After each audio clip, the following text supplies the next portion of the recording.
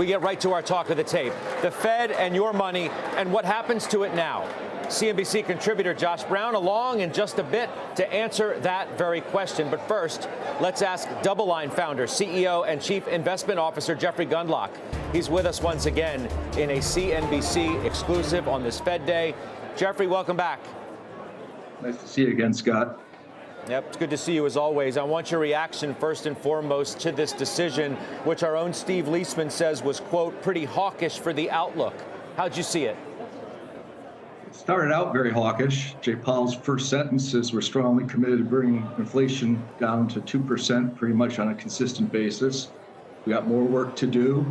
We anticipate continuing quantitative tightening, reducing our balance sheet as appropriate.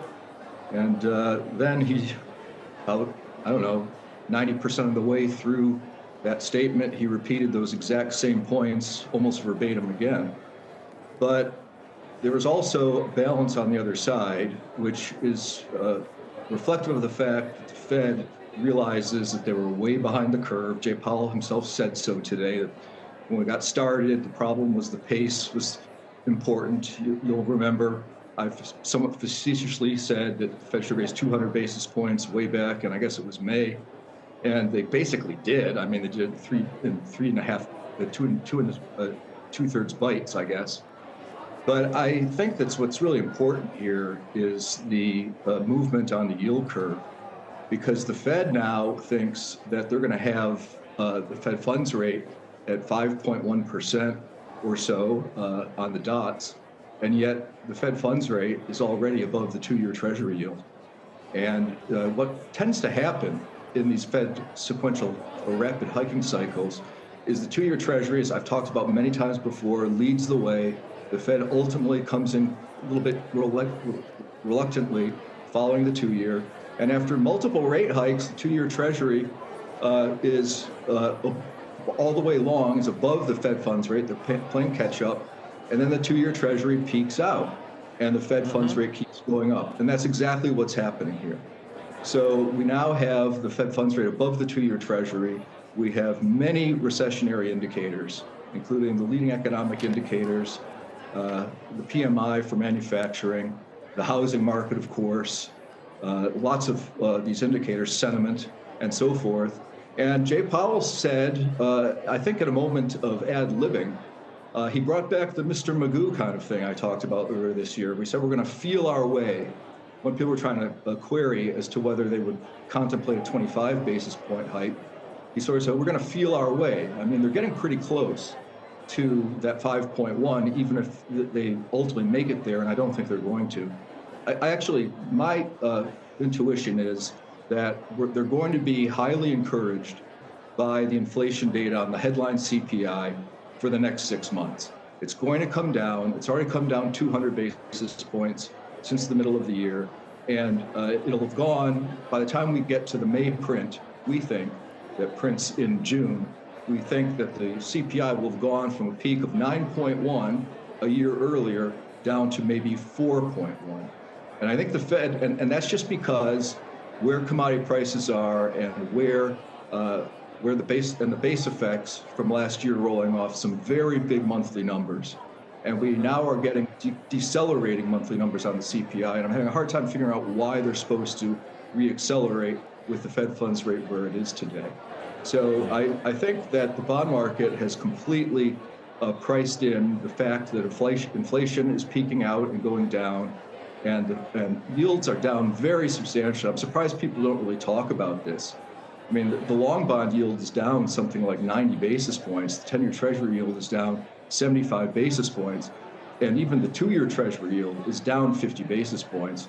And we're at these levels that suggest that recession is coming. And I think Jay Powell said in many different ways of phrasing it that we're going to be definitely softer. We're going to have unemployment go up to 4.6. And the unemployment rate now is at 3.7. And so the 12-month moving average of the unemployment rate is at 3.9. When that crosses over, and I can't emphasize this enough because employment is a lagging indicator, when that crosses over, when the unemployment rate crosses above its 12-month moving average, you're almost assuredly right at the starting point of noticeable economic weakness. And Jay Powell's clock says that the unemployment rate is going to be at 4.6 at the end of 2023. That'll be well above the 12-month moving average. And most economists corroborate that idea. So I don't think there was a lot new here because we've already kind of peaked out on rates, and the market has been anticipating this rapid increase up to the 2-year Treasury yield, but it's basically already occurred. So I think we're getting late in the game here. And Jay Powell is saying, I'm going to feel my way along. That's that Mr. Magoo driving the jalopy until he hits something. And with the inflation rate likely to go down into the low 4s in just 6 months on a year-over-year headline CPI basis, I'm not sure that he'll call that convincing evidence that we're going to settle in at 2%, but it's a pretty vast improvement from 9.1 to 4.1. And I think that's going to influence the Fed's thinking. If a week or so ago at the CNBC FA Summit, you told me, quote, I think the Fed is getting it right, it sounds to me like you're questioning that today.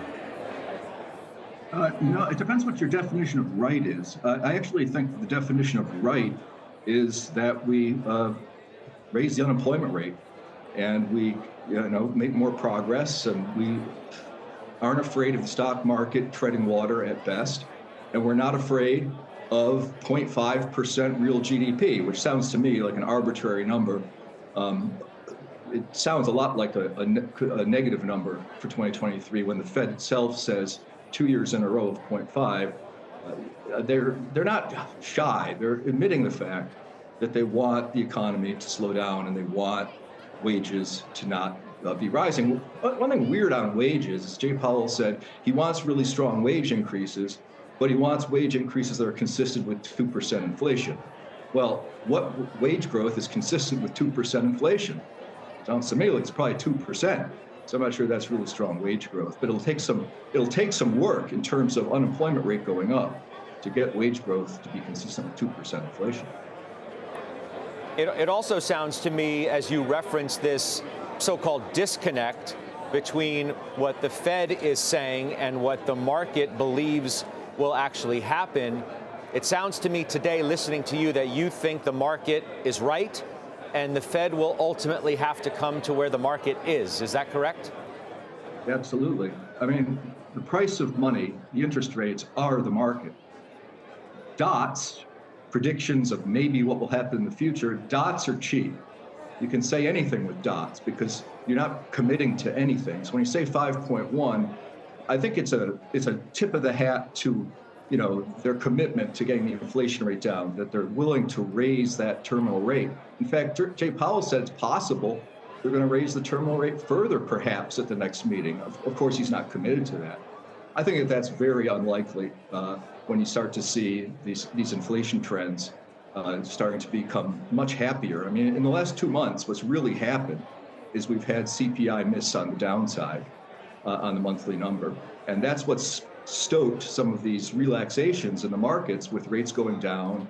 And, everyone thought back in September when the S&P was at 3550, everybody and their brother, including me, thought maybe a plausible target was 3,400. Now it feels like everybody thinks the S&P is going to 4,200. That seems to be baked in, or 4,250. That seems to be in just about everybody's consensus case. I doubt we make it that high with this economic situation and with earnings now being meaningfully causing worries about significant declines in the first part of 2023. In terms of whether the Fed has to come, meet the market, so to speak, and that the market is right, Steve Leisman earlier suggested that in order for that to actually be the case, the Fed would have to cut rates next year, which you actually think they will. At your recent webcast, you said you think the odds are probably greater than 75% that there's a rate cut in 2023. Do you still believe that after listening to the Fed chair today, who you could easily make the case suggested otherwise? Let's not get too excited about forecasts. I mean, a year ago, the forecast was the Fed might go to 1% this year. And obviously, we're way higher than that. So I just think the economic conditions are going to be such that the Fed is committed. They said in plain English repeatedly now for months that they're going to make this, we're going to get the job done, is one of the emphatic answers that Jay Powell gave. So that means they're going to be hammering the economy, even just keeping rates where they are. And I think they're unlikely to stay on pause in February. So we're looking at another ratchet higher. I just think that's enough. It's the same old thing.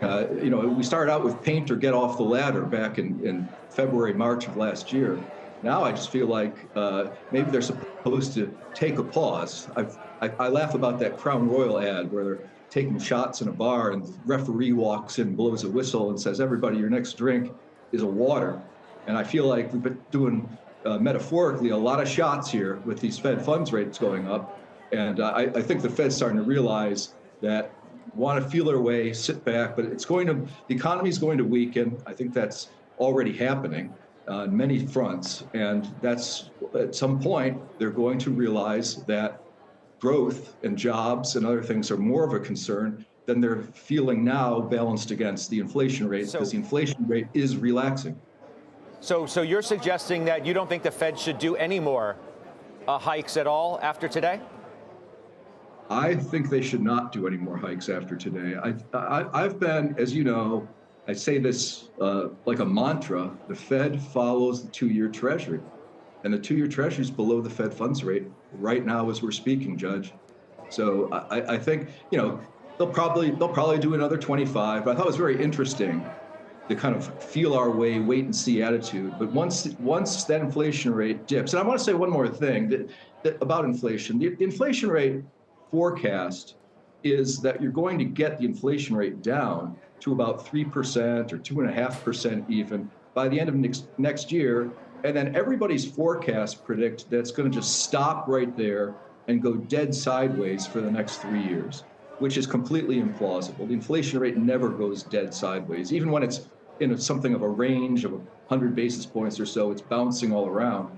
I just think that with the resolve and the desire to keep rates high, perhaps on an extended basis, that I just think that the inflation rate, if you get it making the progress that's so-called clear and convincing down towards 2 or 2.5%, I don't see any reason why it would stop there. I just think that when you have that kind of momentum going from 9 down to 2.5, which seems like a stretch it's going to get there, but some people are forecasting that. Why would it just stop there? I think it might actually go down to 0 or something like that. And this is one of the reasons I think bonds are rallying.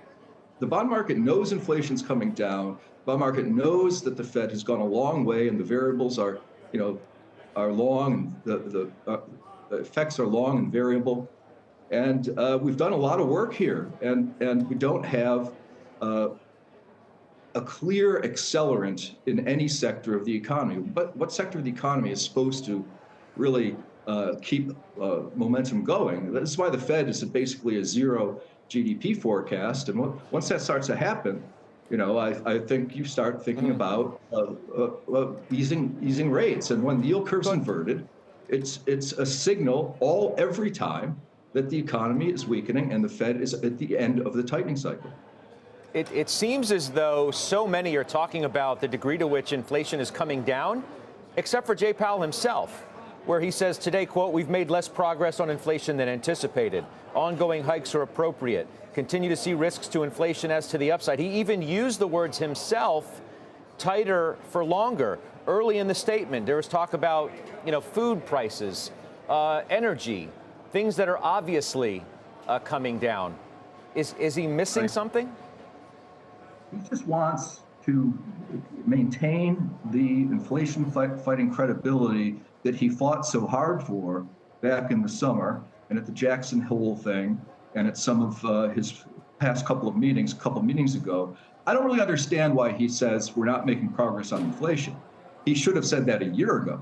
He should have started tightening a year ago, saying we're not making progress on inflation. But there is progress on inflation. It is, sure, some of the core numbers are understandably, because of the construct, are a little bit stickier. But the CPI has fallen year over year 200 basis points. And it's going to fall another 300 basis points in the next 6 months. So I don't really understand why he says that, other than to just redouble his commitment. Just like I said earlier, he starts his statement with, we're going to get inflation to 2%. We're not going to stop. We're going to work until we get the job done.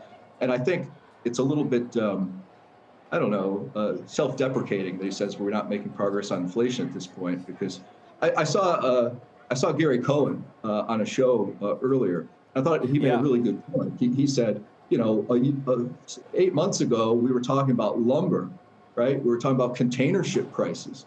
We were talking about all these things, and we were talking about oil, up, and now we have oil near a 52-week low last week. So, I mean, I think there has been some progress on inflation. Nobody's really talking about all of these runaway price increases anymore. And with the economy weakening, I think the inflation rate is going to fall faster than most economists do. But you and Gary Cohen are obviously on the same page, because you guys are talking about the same thing, of the market being more right and that the Fed is eventually going to get to where the market is. The other thing we need to discuss are the cumulative effects of all of this, as you have been discussing. In fact, you did in your own webcast this week, where you said the effects of these rate hikes and the accumulation of quantitative tightening and draining of liquidity from the bond market are going to make 2023, in my view, probably a recessionary year. You've told me about this copper-gold ratio, which you use to be a good indicator, maybe the best that you like to look at. But, where Powell says a recession's not set in stone, have you already chiseled it in your stone? I think it's better than 75% probability. There's two things that people aren't really talking about that really make a difference. No one talks about M2 anymore, or money supply, and it's growing at a super slow rate. In fact, the 6-month rate is negative. And I think the year-over-year rate, the 12-month rate, which I think has less significance, but it's interesting, that's down near zero as well. So there's not a lot of liquidity out there, and making liquidity more difficult, obviously, is the Fed raising rates, but no one also talks about enough quantitative tightening. Jay Powell said 95 billion a month. I mean, this is a lot. This hurts liquidity conditions. It hurts the economy. It makes a headwind for the stock market. I've used for years the chart that shows the size of the Fed's balance sheet overlaid against the level of the S&P 500. And of course, they deviate from time to time, but the broad patterns are very clear to the eye. You don't have to run an R-squared correlation matrix. You just look at it and say, look, when the Fed is shrinking its balance sheet, it gets hard for liquidity conditions, and it's reflected by headwinds for the stock market as well. So that's kind of where we are. So I do think there's a recession coming. We obviously have a housing recession, okay, and we have durable goods that need to retrench. Services, well, people have spent their money on their revenge travel and their services and hospitality. They put it on their credit card.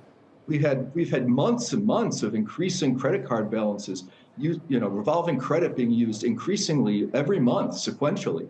For months, we had excess savings. Now we don't have excess savings. We have borrowing.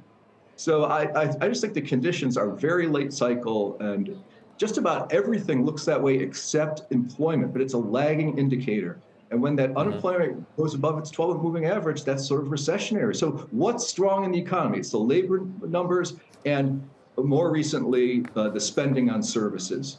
But the spending on services is borrowed money. I just can't find the accelerant to the economy. I guess the one thing you might get, I guess maybe a weaker dollar would potentially contribute to that. But we're going to talk about that. We'll talk about that as well, and some investing opportunities specifically based on the view that you have. Let's sneak in a quick break, Jeffrey, if we could. When we come back, we'll have much more from the DoubleLine CEO, Jeffrey Gundlach. All right, we're back in overtime. Our exclusive interview with DoubleLine CEO Jeffrey Gundlach continues. The Fed chair was asked about their 2% target, Jeffrey, and I want to get your reaction to a tweet from Bill Ackman a short time ago, in which he says, quote, "I don't think the Fed can get inflation back to 2% without a deep job-destroying recession. Even if it gets back to 2%, it won't remain stable there for the long term. Accepting 3+ inflation is a better strategy for a strong economy and job growth over the long term." What's your reaction to that? I think he's kind of channeling on that question that was asked of Jay Powell, maybe thinking about raising, your long-term inflation target. And Jay Powell, with no surprise at all, said, no chance we're even thinking about that. He'll pass that on to the next chairperson, I think. But I kind of secretly believe that the Fed's inflation target is probably more like 3% right now. I think to get to 2%, this is one of the reasons I say the conditional statement that if we get down to 2, I don't see any way it's going to stop there. It would just be so much momentum to the downside and so much unemployment, as Ackman says, that I just don't know if they really want to go that far. I kind of secretly thought that when they said they want to get into inflation back to 2% back in 2020, I think they really wanted to get to 4. They just don't always articulate the moving of the target because that makes them look weak and it makes them look indecisive. But I think the Fed would be very happy if the inflation rate went down to 3% and stayed around there, but they're just not going to acknowledge that. So I think Ackman's probably right on that. And the Fed, I think in this case, isn't being completely transparent.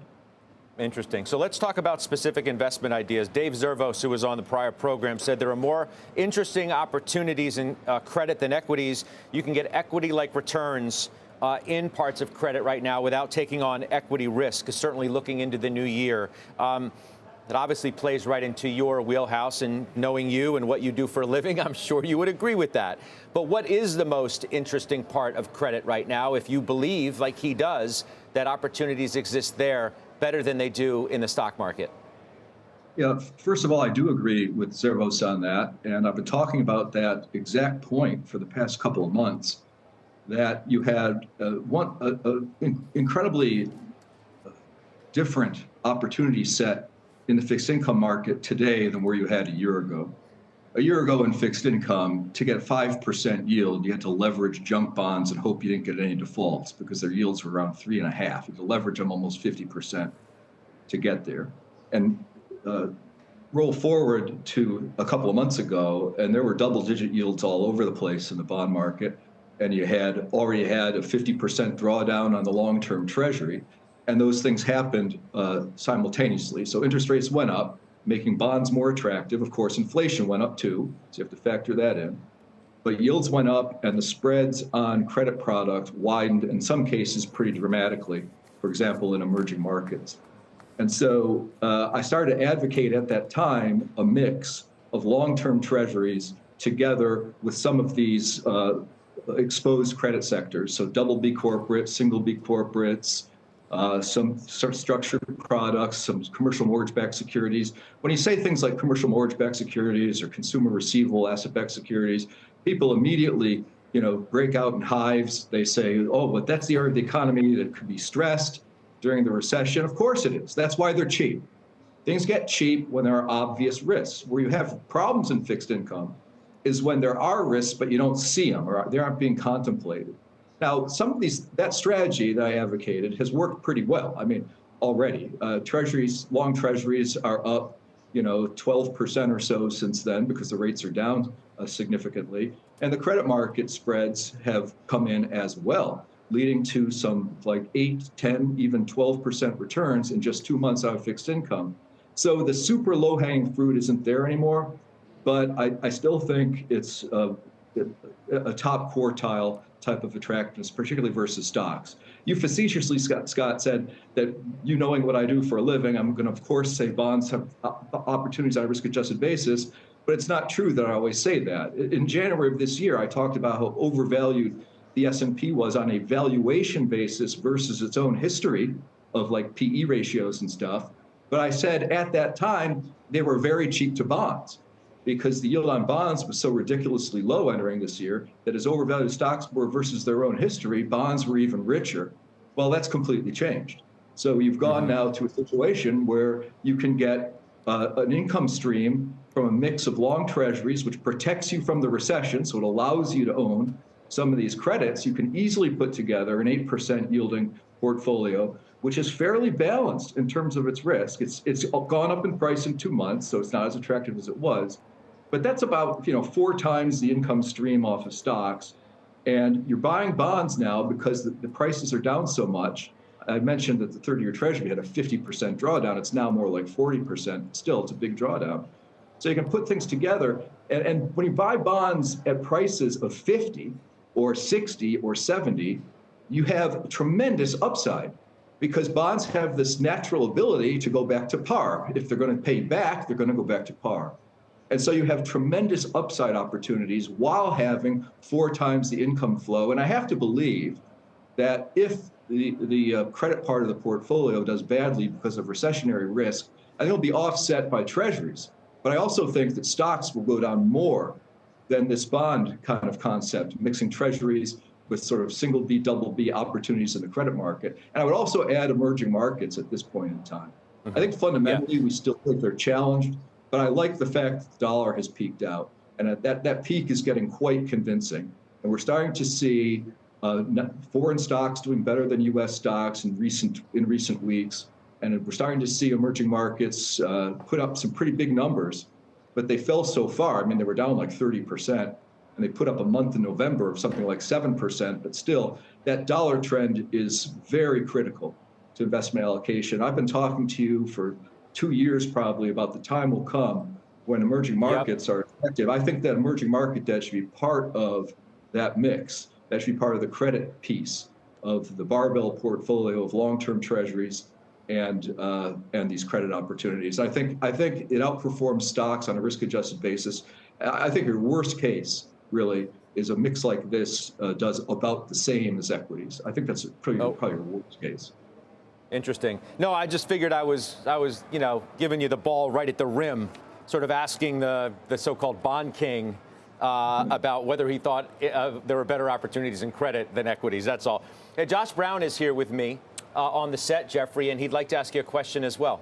Hey, Jeff. Thanks for being with us tonight. Really appreciate it. Nice to see you. I wanted to ask you about international stocks as an allocation. Over the last 3 months, we've seen MSCI EFA up about 11%, the S&P flat.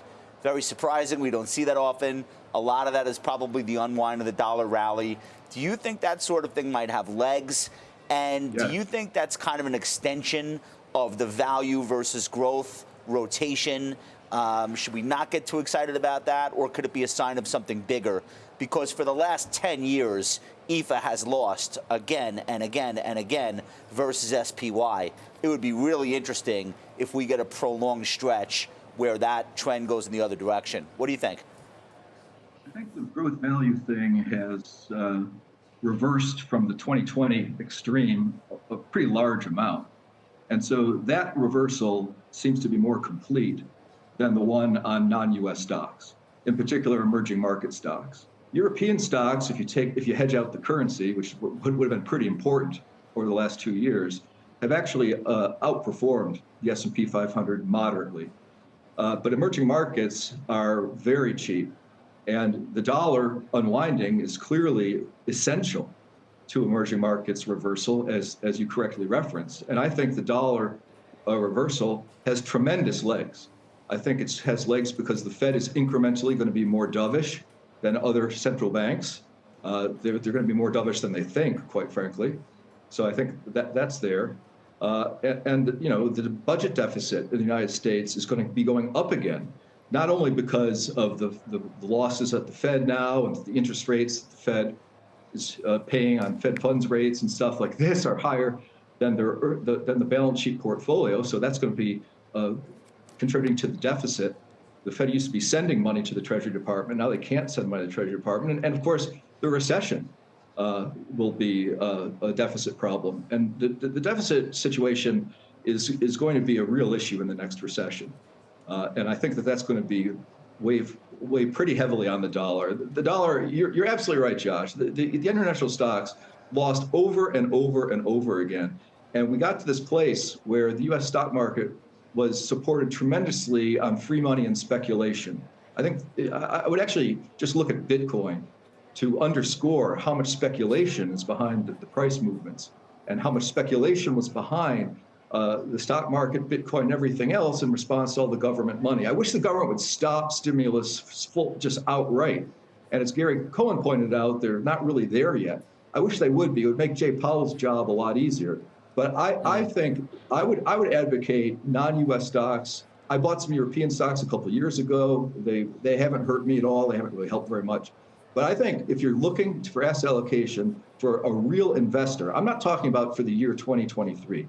I'm talking about for a 5-year horizon, maybe even a 10-year horizon. I think you want to own these emerging market equities. Their Shiller-Cape ratio is less than half that of the S&P 500, and it looks to me like the dollar's peaked and the emerging market trend is reversing versus U.S. equities. I would not invest in China, however, as a dollar-based investor. I think there's too much geopolitical problems there, and you could win but not be able to cash the ticket, if you know what I mean. They might just cap. They might, if the investment loses, you're holding the bag. If the investment wins, they're going to take it away from you. We'll make that the last word. Jeffrey, thank you very much. Wish you a great end of the year. Happy holidays. January 10th is your big webcast, so we'll be listening in there, and we will look forward to spending the next Fed Day with you among all those that lie ahead. Thank you. All right. Thanks, Judge. Big Bills game coming up this weekend. I'm hoping for a big W there. Good to see you, Judge. I know you are. All right, you as well. Be well. Yep. That's Jeffrey Gundlach of DoubleLine joining us in yet another CNBC exclusive interview.